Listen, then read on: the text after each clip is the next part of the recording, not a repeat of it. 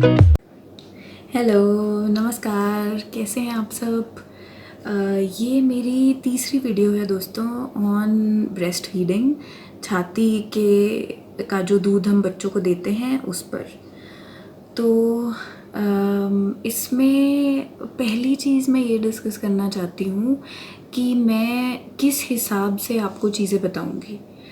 तो मिथ्स या वहम या डाउट्स कहते हैं जिन चीज़ को, तो उसी मिथ से रिलेटेड मैं आपको बताऊंगी कि एक्चुअली शरीर में होता क्या है बच्चे के या माँ के, और उसी बेसिस पे मैं चाहती हूँ आपको समझ आ जाए कि आपको क्या करना चाहिए।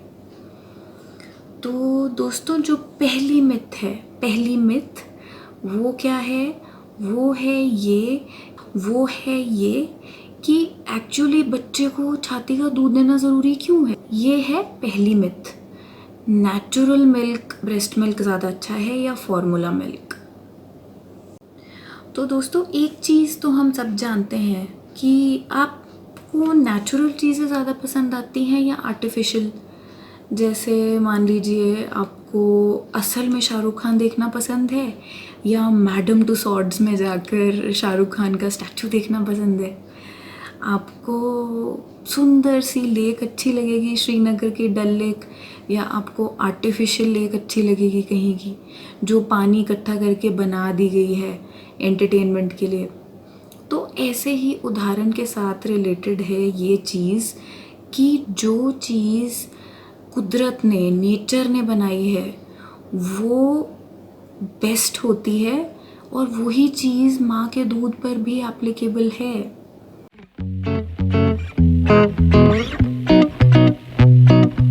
इसी के साथ रिलेटेड मैं आपको ये बताती हूँ कि माँ के दूध के क्या क्या बेनिफिट होते हैं, क्या क्या अच्छी चीज़ें होती हैं। तो उसके लिए सबसे ज़्यादा ज़रूरी क्या चीज़ है कि बच्चों में उसका क्या बेनिफिट होता है। तो बच्चे जब माँ का दूध पीते हैं तो उनको क्या क्या बेनिफिट है, वो ये कि पहले तो जो मैंने आपको कार्बोहाइड्रेट्स, प्रोटीन, फैट बताए थे, वो माँ के दूध में बच्चे को जो सबसे ज़्यादा सूट करेगी चीज़, उस तरह के प्रोटीन्स हैं। जो है क्वालिटी ऑफ मिल्क, वो ब्रेस्ट मिल्क का सबसे अच्छा है। दूसरी चीज़ क्या है कि ब्रेस्ट मिल्क में इम्यूनिटी जो कहते हैं, इन्फेक्शन से लड़ने की जो ताकत है, उसके लिए एंटीबॉडीज़ होती हैं, और बहुत सारे केमिकल्स होते हैं ब्रेस्ट मिल्क में जो बच्चों को अलग अलग तरह की इन्फेक्शन से बचाते हैं। ये हुआ, और इसी इम्यूनिटी की वजह से जो छाती के दूध पर रहने वाले बच्चे होते हैं उनमें इन्फेक्शंस जैसे दस्त, निमोनिया, 5 साल से कम की उम्र में मृत्यु तक लेके जाने वाली इतनी गंभीर बीमारियां, उनका इंसिडेंस, वो होने का चांस बहुत कम है। उसके बाद है कि जो ऑटो इम्यून डिजीज़ेज़ होती हैं, ये सब होने का रिस्क बच्चे में कम है। बच्चे को कैंसर्स जैसे ल्यूकीमिया है, आगे चल के वो सब होने का रिस्क बच्चे को कम है। अगली चीज़ है कि बच्चे को एलर्जीज़ जो होती हैं, खाने से एलर्जी, स्किन की एलर्जी, दमा की प्रॉब्लम, वो सब कम होता है।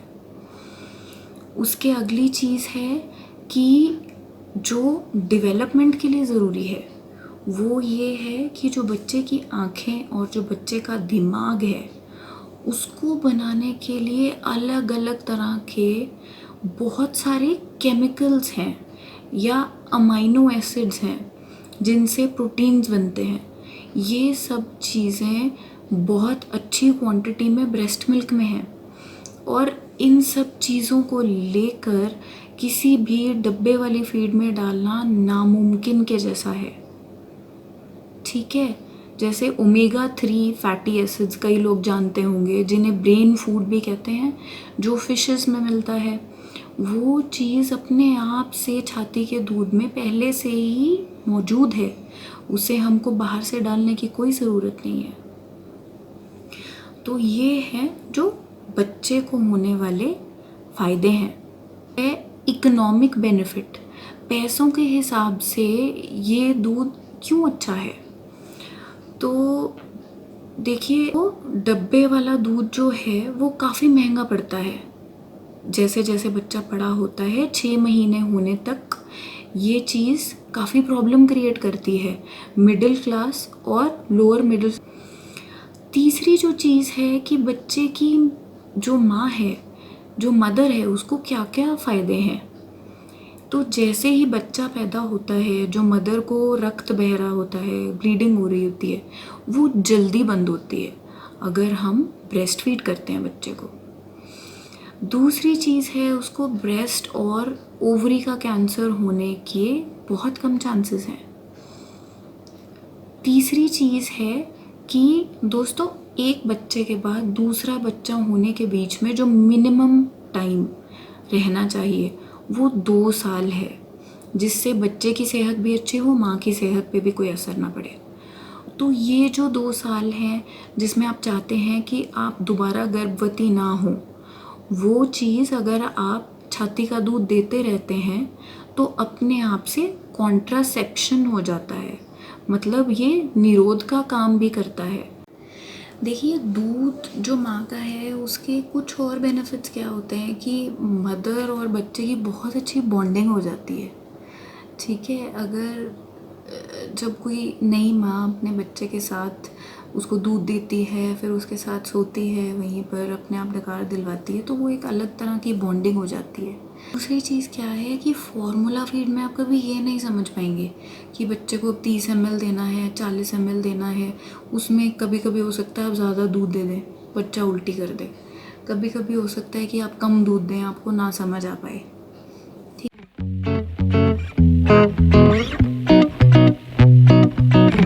तो देखिए दोस्तों, भगवान ने कितना सोच कर, नेचर ने कितने अच्छे से कोई चीज़ की हमें योगदान की तरह दिया है कि आपको ज़्यादा कुछ करने की ज़रूरत भी नहीं है। तो और आप बच्चे को इतना अच्छा पोषण दे सकते हैं सिर्फ माँ का दूध देकर।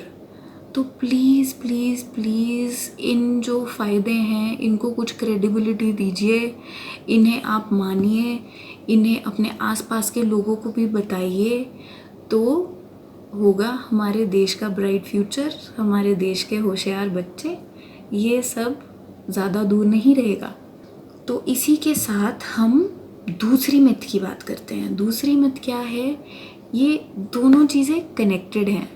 पहली ये कि बहुत माएँ ये बोलती हैं मुझे दूध नहीं आता, मुझे दूध नहीं आता। दूसरी जो प्रॉब्लम है वो ये होती है कि बच्चा दूध नहीं पीता, बच्चे को दूध नहीं पीना आता। तो हम पहले बात करते हैं माँ को दूध नहीं आता। क्या ये पॉसिबल है दोस्तों? तो देखिए, जो मैंने नेचर की बात की थी, जो एक नेचुरल प्रोसेस है, हमारे शरीर में, माँ के शरीर में बहुत सारे अलग अलग तरह के हॉर्मोन्स होते हैं जो एक केमिकल की तरह होते हैं। तो ये जो हॉर्मोन्स हैं इनके उतार चढ़ाव से डिसाइड होता है कि दूध बनेगा या दूध छाती से निकल के बच्चे के मुंह में जाएगा। ये जी दोस्तों, तो हमारे ब्लड में एक हार्मोन होता है जिसका नाम है प्रोलैक्टिन, जो बच्चे के दूध पीने से खून में आता है और दूध बनाने में मदद करता है। जी, तो ये दूसरा हार्मोन है जिसका नाम है ऑक्सीटोसिन, वो भी बच्चे के दूध पीने से खून में आता है और इसका मेन काम क्या होता है कि दूध को छाती से निकलने देना, जिसे कहते हैं लेट डाउन। बच्चे का जन्म हुआ तो दूध ना आए ये चीज़ नहीं होती कभी, एक्चुअली उल्टा होता है। कई केसेस में ऐसा होता है कि माँ किसी न किसी कारण से, डॉक्टर्स ही कह देते हैं कि आप बच्चे को अपना दूध नहीं दे सकते। तो ऐसी माँ का दूध बंद करने के लिए उनको दवाइयाँ देनी पड़ती हैं। ये आप याद रखिए, ऐसा नहीं होता कि माँ का दूध ना आए। दूसरी बात क्या है? बच्चा दूध नहीं पीता। तो दोस्तों, इसके लिए मैं आपको एक वीडियो दिखाती हूँ। जी देखिए, ये है सकिंग रिफ्लेक्स। बच्चे के मुंह की छत पर, जिसे पैलेट कहते हैं, कुछ भी छूता है तो बच्चा अपने आप उसे सक करने लग जाता है। ये है रूटिंग रिफ्लेक्स। इसमें क्या होता है कि बच्चे के मुंह के एंगल पर, ये साइड पर अगर हम छूते हैं तो बच्चा माँ के दूध को ढूंढने जैसे मुंह को इधर उधर करने लगता है, जहाँ पर उसका मुंह छुआ जाएगा। ये देखिए, ये देखिए।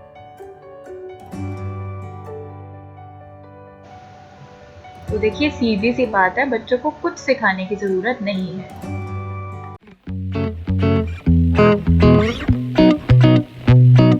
तो अब हम बात करते हैं चौथी मिथ की। चौथा जो वहम होता है, ये क्या है कि बहुत सारे लोग सोचते हैं हमारे देश में कि बच्चे को भाई सबसे पहले तो शहद चटाना चाहिए। सबसे पहले बहुत प्रांतों में, बहुत जगहों में लोग क्या करते हैं, सबसे पहले तो बच्चे को चाय पिलानी चाहिए। हे भगवान, प्लीज़ ऐसे मत कीजिए। चाय पीना तो बड़ों के लिए भी बहुत बड़ी एक एडिक्शन बन जाती है, आदत लग जाती है उस चीज़ की। आप नवजात शिशु को क्यों चाय देंगे? तो जो प्री लैक्टिल फीड कहते हैं, माँ के दूध से पहले कोई और चीज़ देना, वो गलत है। वो आपको नहीं करना है, वो बच्चे के लिए हानिकारक हो सकता है। पांचवी चीज़ क्या है? पांचवी चीज़ ये है कि बहुत माँ ये पूछती है कि मेरी नॉर्मल डिलीवरी हुई, मेरी ऑपरेशन से डिलीवरी हुई, तो मैं बच्चे को दूध कितनी देर में दे सकती हूँ जन्म के बाद? देखिए, ये एक नवजात शिशु है जिसको पैदा होने के बाद ही अगर माँ की छाती पे रख दिया जाए तो वो क्रॉल करके रेंग के माँ की छाती तक पहुंचकर दूध पीने की क्षमता रखता है। ये एक नेचुरल रिफ्लेक्स है। Golden hour of life, first golden hour. Golden मतलब सुनहरा एक घंटा। उस घंटे में ही अगर आप बच्चे को दूध देना शुरू करते हैं तो वो एक बहुत बढ़िया चीज़ है। क्यों? क्योंकि जो इस दुनिया में आने का, बर्थ का प्रोसेस होता है, वो बच्चे के लिए काफ़ी थकाने वाली चीज़ होती है। तो पहले एक घंटे में बच्चा जगा होता है, बच्चा एकदम अलर्ट होता है। तो आप चाहते हैं कि बच्चा दूध जल्दी पीने लगे, तो वो उस पहले घंटे में जल्दी करेगा। उसके बाद क्या होता है, बच्चा थका हुआ है, बच्चा 6-8 घंटे के लिए सो जाता है, और उसके बाद माएँ कहती रही हैं बच्चा उठता नहीं है, बच्चा दूध नहीं पीता है। तो उस सब की जगह पहले 1 घंटे में दे दीजिए दूध। चाहे ऑपरेशन हुआ है, जो आपके साथ हैं, जो आपका ख्याल रख रहे हैं माँ का, वो लोग छाती पर लगा सकते हैं बच्चे को। ठीक है, हम ना चाहें तो क्या नहीं हो सकता।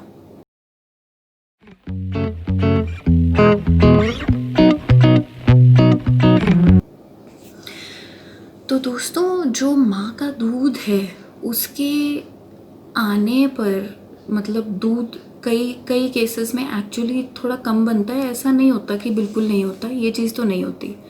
तो दूध कम होने के क्या क्या कारण हो सकते हैं जो बहुत कॉमन होते हैं एक नई माँ में? माँ को किसी तरह की कोई टेंशन है, किसी तरह का कोई स्ट्रेस है, पहली चीज़। दूसरी चीज़, माँ को पता नहीं है कि उसको क्या खाना पीना है। अच्छे पोषण की ज़रूरत है छाती का दूध अच्छा बनने के लिए। तो उसके लिए मोटा मोटा हम क्या कहते हैं, जो पानी है और जो दूध है, इन चीज़ों को मिलाकर माँ को कम से कम 4 लीटर पीने की चीज़ लेना है एक दिन के अंदर।